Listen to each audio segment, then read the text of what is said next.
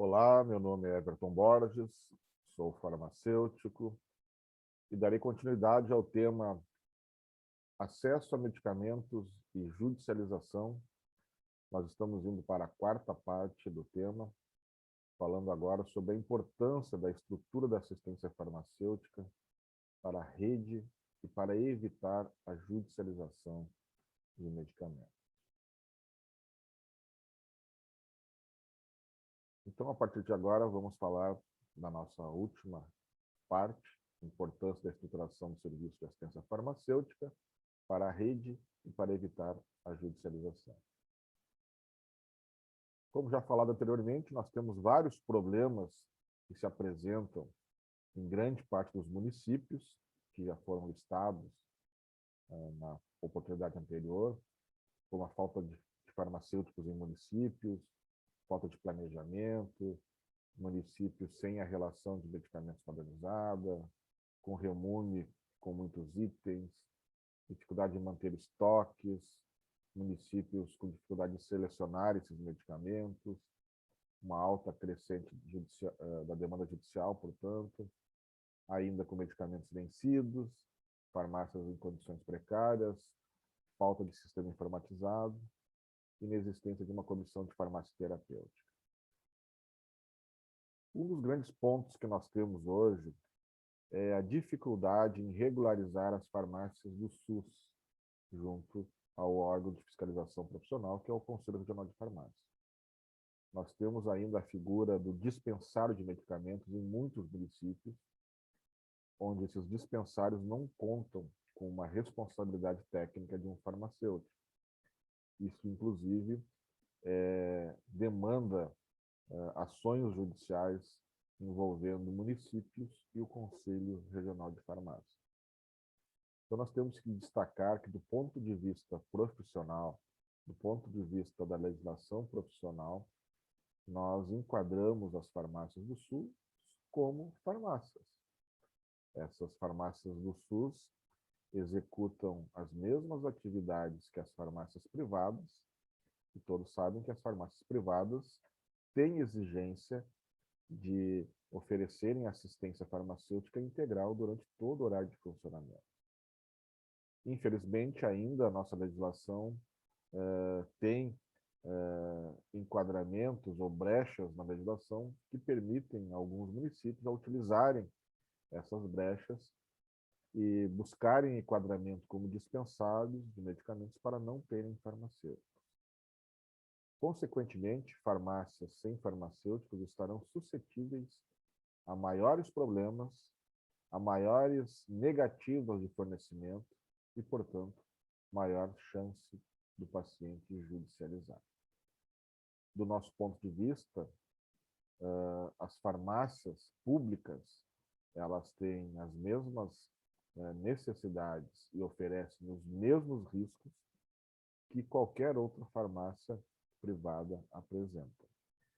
A diferença que nós temos entre farmácia pública e farmácia privada é que na farmácia privada o paciente paga pelo medicamento no ato que ele é dispensado. E a farmácia pública, o paciente paga de forma indireta, através dos seus impostos, das suas contribuições, que geram recursos para a prefeitura, para o Estado, para a União, adquirir aqueles medicamentos.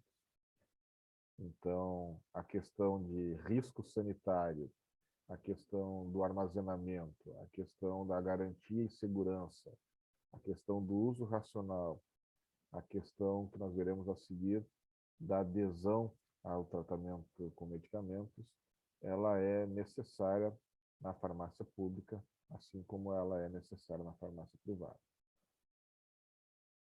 Falando em adesão, então lá nos blocos anteriores, nas partes anteriores que nós conversávamos, nós falávamos então que não basta oferecer o medicamento, não basta ter um dispensário onde algum funcionário pega o medicamento da prateleira e entrega nas mãos do usuário e esse usuário vai para casa com aquela caixinha.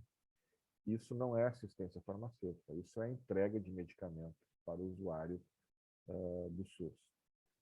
E essa prática onde há ausência de informações adequadas sobre o tratamento com medicamento, acarreta no abandono ou na não adesão. O paciente, mesmo tendo aquele medicamento que foi tão caro para o Sistema Único de Saúde, não resolve o seu problema porque ele não adere ao tratamento. E vejam que algumas pesquisas já nos mostraram que pacientes diabéticos, a metade deles não aderem ao tratamento. Metade dos pacientes que não aderem ao tratamento não controlam a sua patologia, consequentemente a patologia agrava e esse paciente estará retornando ao sistema de saúde com o agravamento da sua patologia. A hipertensão, 60% dos pacientes não aderem ao tratamento com medicamentos. Mais uma vez, pacientes não controlando a hipertensão agravam o seu problema e ocorrem novas patologias, novos agravos que levarão ele de novo ao sistema com maior custo, com necessidade de novos medicamentos. E assim por diante, doenças gástricas, 58% não aderem ao tratamento, idosos admitem que 62% não aderem ao tratamento. E existem diversas causas para não adesão.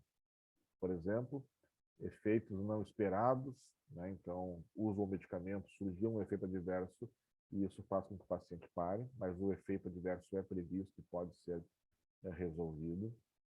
Ele tem medo, o paciente tem medo de ficar dependente daquele medicamento, ele não tem confiança no médico que prescreveu, ele não tem confiança na qualidade do medicamento, ele não tem consciência da gravidade da sua enfermidade, né? Como é o caso dos hipertensos, com poucos sintomas no início, ou tem também receio de uso exagerado, demasiado de medicamentos, ou existem parentes, amigos desaconselhando o tratamento por alguma experiência própria.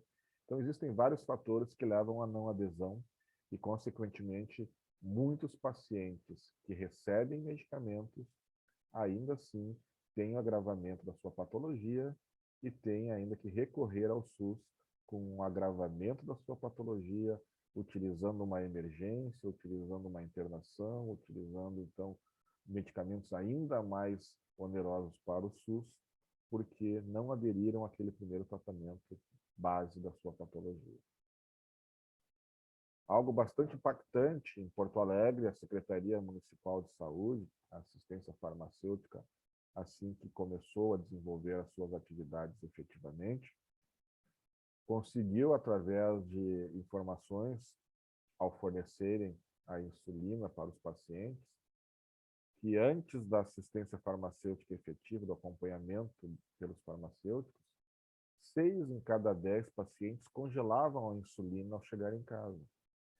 Então, nós temos um enorme custo para o município adquirir a insulina, fornecer a insulina, as agulhas, as canetas, e o paciente simplesmente, com a falta de orientações, ou seja, quando ele ia somente buscar o medicamento e lá só existia a entrega, não existia a dispensação por um farmacêutico, esse paciente chegava em casa e congelava a insulina.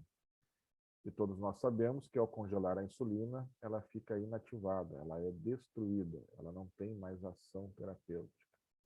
Então, uma insulina depois de congelada, ela perde a sua efetividade. Então, todo aquele custo enorme, todo aquele trabalho enorme do município para oferecer, para entregar uma insulina, não resolveu em nada a saúde daquele paciente, porque simplesmente ele congelou a sua insulina ao chegar em casa. E outros problemas, 1 em cada 5 não aspiram a quantidade prescrita, 1 em cada 4 mantém níveis ainda acima de 300, então não há uma adequação de dosagem da insulina. 1 em cada 3 aplicam sempre no mesmo local do seu corpo, acarretando em lipodistrofia, né? Então não há um rodízio dos locais de aplicação. 6 em cada 10 agitam de forma inadequada o frasco. E metade desses pacientes que recebem insulina mantém valores ou muito acima do normal ou muito abaixo, né? Quadros de hipo ou hiperglicemia. Então, vejam, aqui há algo bem impactante, porque somente entregar a insulina não é o suficiente. Pelo contrário, existe toda uma necessidade de compreensão desses pacientes que farão uso desse medicamento, para que ele, de fato, controle a sua patologia e não agrave a sua saúde.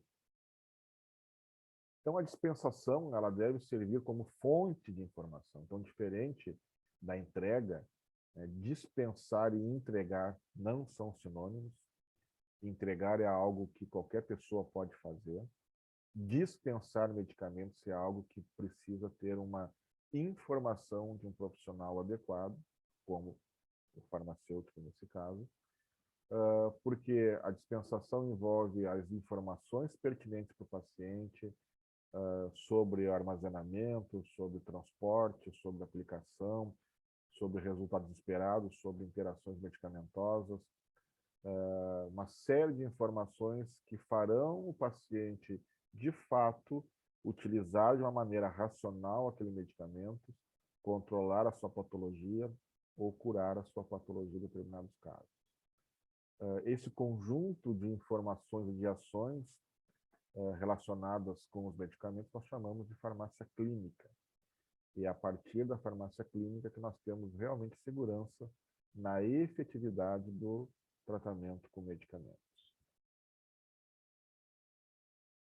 Nós, então, criamos, para diminuir a judicialização, a partir de uma estruturação da assistência farmacêutica, nós informamos ou colocamos para discussão pelo menos 10 passos farmacêuticos importantes que dizem respeito à tentativa de diminuirmos o número de processos judiciais.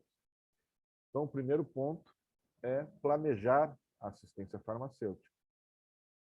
Como já foi visto em outro momento, são pouquíssimos os municípios que têm planejamento adequado, que mantêm a política municipal de assistência farmacêutica efetiva, que organizam dentro do Plano Municipal de Saúde.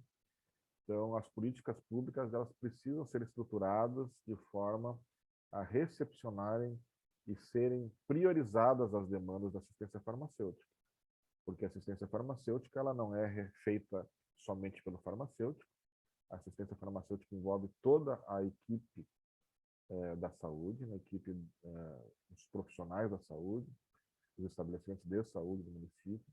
Então, ela tem impacto para todos e todos são necessários nesse planejamento, nessa identificação de necessidades e na projeção de avanços e melhorias. Esse é um ano que nós estamos com os municípios desenvolvendo o seu planejamento e todos nós precisamos colaborar e solicitar que a assistência farmacêutica seja priorizada dentro desse planejamento. Perguntas básicas, a maioria não consegue responder nos municípios, né? Quanto aquele município gasta com medicamentos? Quanto aquele município gasta com processos judiciais? Qual é o impacto da judicialização no orçamento do seu município? E quais são os indicadores utilizados para isso, né? Então, a partir de um diagnóstico da relação de custo da judicialização, se pode, então, planejar de uma forma mais efetiva, identificar as falhas existentes para que nós tenhamos menor impacto da judicialização no orçamento e na saúde das pessoas. Instituir uma CFT.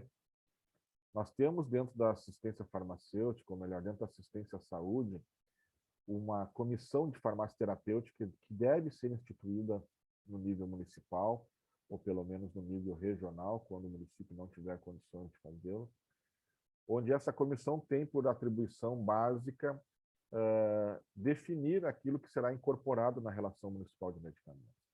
Então, uma CFT é composta por uma equipe multiprofissional que se reúne frequentemente, avaliando o perfil epidemiológico, as necessidades de saúde daquele município, daquela região, e a partir dessas informações, eles vão atualizando a relação municipal de medicamentos para que essa relação, essa REMUNE, atenda de fato toda a necessidade de saúde daquele perfil epidemiológico daquele município ou daquela região. Então, com o trabalho da CFT, nós vimos que os dados da fiscalização do Conselho de Farmácia mostrou que mais de 80% dos municípios não têm CFT e metade dos municípios não tem REMUNE. Então, uma CFT constituída, organizada, apoiada pela gestão, com os profissionais envolvidos, né? Uma CFT com o farmacêutico, com o médico, com o odontólogo, com o enfermeiro, com o nutricionista, com o advogado, com todos os que são envolvidos nessa questão da prescrição e do fornecimento, né, das compras dos medicamentos, tem essa atribuição, então, de definir uma REMUME. E essa REMUME, como nós já vimos nos outros momentos, ela tem impacto nos dois sistemas, no de saúde e no de justiça. Essa REMUME ela deve ser aprovada pelo controle social, o Conselho Municipal de Saúde tem que participar desse processo para que seja reconhecido, conhecido e reconhecido pelo Conselho Municipal de Saúde a responsabilidade do medicamento com relação à sua lista oficial de medicamentos a serem ofertados. Racionalizar a quantidade de farmácias públicas também é algo muito importante. É uma constante nós identificarmos que na maioria dos municípios a ideia básica é espalhar medicamentos por todo o município. Então, nós temos muitos municípios com N números de farmacinhas precárias, onde o acesso do paciente é facilitado, cada postinho ou cada unidade de saúde tem uma pequena farmácia, só que essa pequena farmácia ela tem faltas em quase a totalidade dos medicamentos da lista municipal. Essa farmacinha é tão precária que tudo falta e não resolve de forma adequada as necessidades do paciente. Então, a lógica hoje é racionalizar, reduzir o número de farmácias para que a gente tenha, de fato, farmácias públicas com farmacêuticos, com equipe, para que essas farmácias ofereçam a totalidade dos medicamentos definidos e sob responsabilidade daquele município. Então, é uma lógica hoje que muitos municípios estão adotando, de primeiro momento, reduzir o número de farmácias, regularizá-las, adequá-las e depois voltar a expandir de acordo com a demanda. Essas farmácias, então, tem que ter uma equipe mínima, não é só farmacêutico. Como eu falei, o plano municipal tem que prever uma adequação dessas farmácias. Essas farmácias precisam ter equipe qualificada, treinada. Não pode haver, como nós estamos vendo na maioria dos municípios, onde a farmácia tem uma altíssima rotatividade, onde a farmácia, às vezes, é o local de castigo do RH do município, onde o profissional que deu algum problema é direcionado para a farmácia.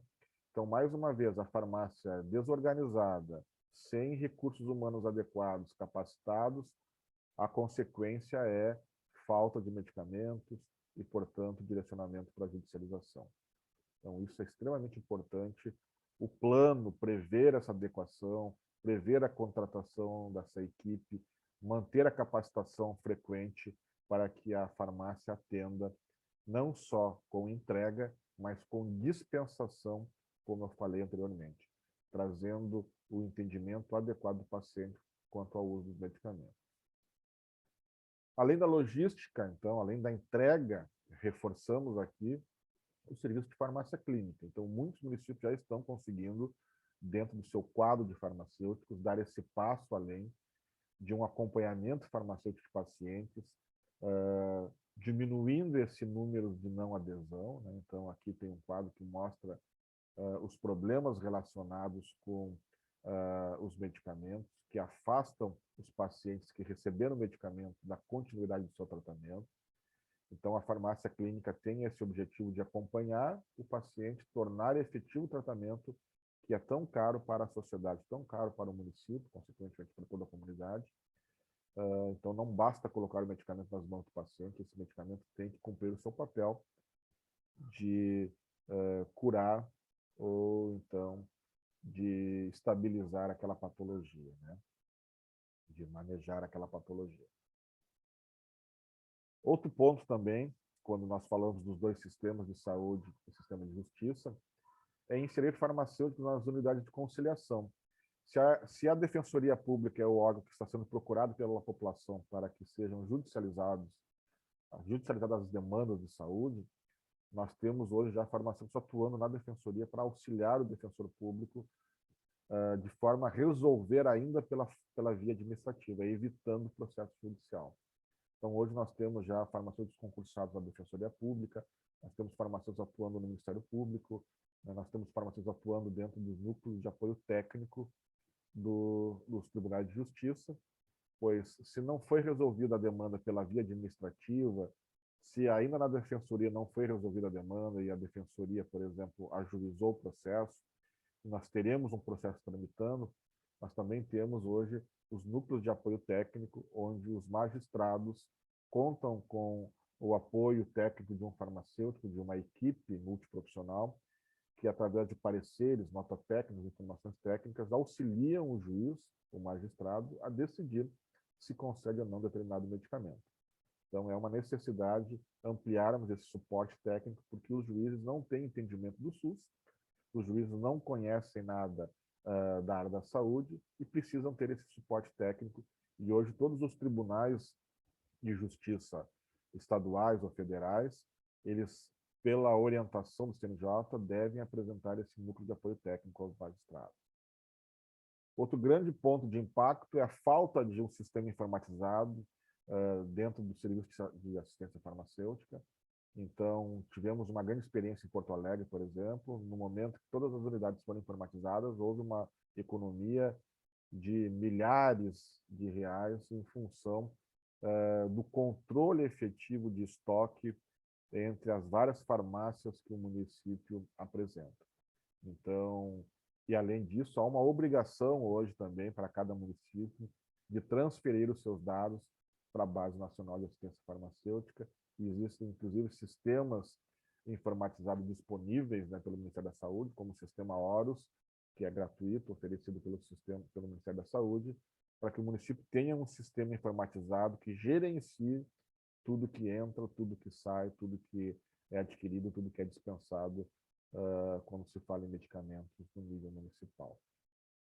E também inserir as ciências farmacêuticas na teoria da decisão judicial, ou seja, os magistrados, nossos juízes, devem, então, compreender aspectos da farmacologia, da farmacoeconomia, do mercado, da assistência farmacêutica como um todo, para que possam, então, com segurança, definir se concedem ou não determinado medicamento. Além disso, outro ponto importante é a farmacovigilância, é o que nós estamos trabalhando atualmente, para que o juiz tenha também uma determinação de acompanhamento do paciente que recebeu medicamentos pela via judicial. Nós precisamos acompanhar o paciente que não está registrado no sistema administrativo, né, do município, por exemplo, e que precisa ter um acompanhamento para que a gente possa confirmar ou não que aquele medicamento obtido pela via judicial resolveu o problema como ele foi preconizado lá na prescrição médica. Portanto, a assistência farmacêutica ela envolve atividade de caráter abrangente, multiprofissional, envolve todos os profissionais da saúde, é intersetorial, todos os serviços de saúde também fazem parte com necessidades de assistência farmacêutica, e o objetivo do trabalho é justamente esse, né? As diversas dimensões que a assistência farmacêutica apresenta, ela está relacionada com as necessidades do paciente e a comunidade sempre com aquela visão de promoção da saúde, né?